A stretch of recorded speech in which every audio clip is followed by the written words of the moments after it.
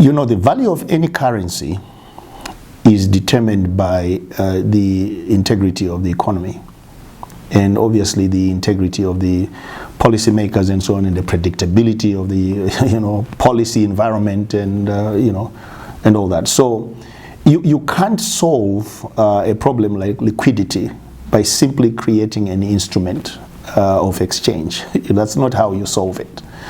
You solve the problem of liquidity by making sure that the economy is actually performing. And if the economy is performing, if you're having inflows of money into your economy, and you are creating value that other people want, and you have a thriving export industry and all of that, then you actually solve the problem of liquidity.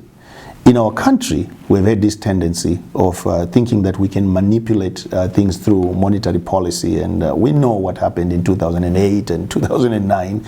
We know the disaster that was visited, that visited our country as a result of thinking, we could actually just manipulate things monetarily. You can't do it.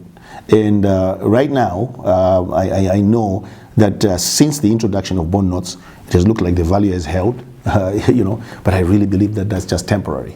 What we need to solve in this country is the leadership problem. If we solve the leadership problem and people make common sense economic and financial decisions, then that translates into a viable currency and exchange instruments. If we actually restart our economy and we are thriving again, and we are doing those things that create jobs, invite companies into this place and so on, then everybody can trust our economy, including our trading partners and so on. So, bond notes are just another attempt again to manipulate a situation which really needs much more than that. It's interesting, isn't it, that we have a huge external debt, and those who we owe money to tell us what we need to do, which makes sense, which in sometimes, and sometimes which doesn't. But at the end of the day, we have to generate the capacity to create the resources that we need to repay our external debt. We pay our external debt because we have a healthy economy. We don't pay our external debt because we don't have a healthy economy. So we have to have a healthy economy in order for us to pay our external debt. And how do we arrive at a healthy economy? We create an atmosphere where people can do business in our country.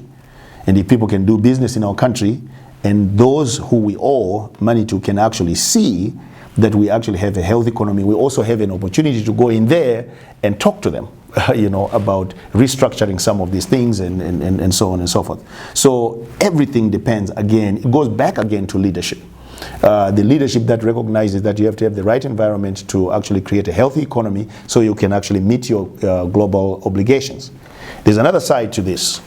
I actually do believe also that we have a problem even in our relationships with bilateral institutions, because I don't know that we have invested enough in developing the right kind of diplomatic corps. So we have to have people out there who can represent Zimbabwe in such a way that if we have a falling out with a nation, it doesn't affect our other relationships. And we have created a toxic environment for ourselves, even globally, where we can't even talk, to some nations to also talk on our behalf. There are some nations which have more influence than us in the Bretton Woods institutions. We're a small country, but we have angered everybody, and we have lumped everybody in the same, basket.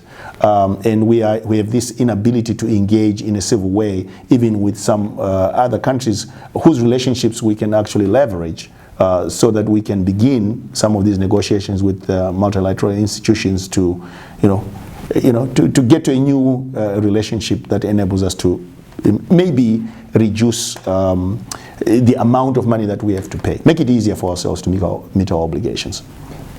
And again, one of the things that I am absolutely convinced of is that you start with making sure that you have the kind of leadership that inspires the confidence of everybody in Zimbabwe and people outside. People don't come into a country to invest in it simply because they are desperate, they don't have options. We are not the only destination for investment, potential destination for investment. There are other environments which are much more welcoming, where the legal system is much more predictable, where you have the protection of property rights, where you have consistent policy making, not the Minister of Finance announces something one day and another minister comes and actually contradicts it and people don't even know. So now what is really the policy of the government? That has a lot to do with leadership. You have to have a leadership that understands even the impact of their actions on the economy. Economies go south. Well, there may be some other external factors that impact an economy. I don't want to blame everything on leadership. But really, in our case, at least in our case, what I truly believe is that our economy went south because of bad leadership. So to rebuild our economy, you start right there. You start by making sure that you have the right leaders who also understand how the world works, who also understand that people, in order to invest in your country, make economic decisions. They actually they want to come in here and invest and actually make money, and you have to actually make it possible for people to make money. The other thing is that, this is not just about foreign investment, by the way. This is also about enabling Zimbabweans to start small businesses and to succeed. And right now, our environment is so forbidding. Somebody starts a business, and in fact, that's one of the reasons why a lot of people are waking up, because there were some people who were able to make money from arbitration and so on. When things were really bad, they made money from that. And then they said, okay, now that I've got this little bit of capital, let me invest in a small business. Well, in short order, all that money, all that capital that you invested disappears because one, you can't get anything done. The taxation regime is so high, and at every point, if you start a business, let's say, for instance, in fuel distribution, the license fees for that just skyrockets and so on, and with no concern for whether this actually affects the viability of the business. So you have electricity problems, the problems in the supply chain. You can't get inputs and all of that, and you can't import things because there's no money for you to do that. It's all those things. So we have to get to a point where the leaders truly understand that an economy is built by creating an enabling environment for businesses, for small businesses to start and to actually be sustainable. For those who come to invest in the country to actually have succeeding businesses, thriving businesses, because that is really the basis of a sound economy. For these and other stories, visit our website www.263chat.com.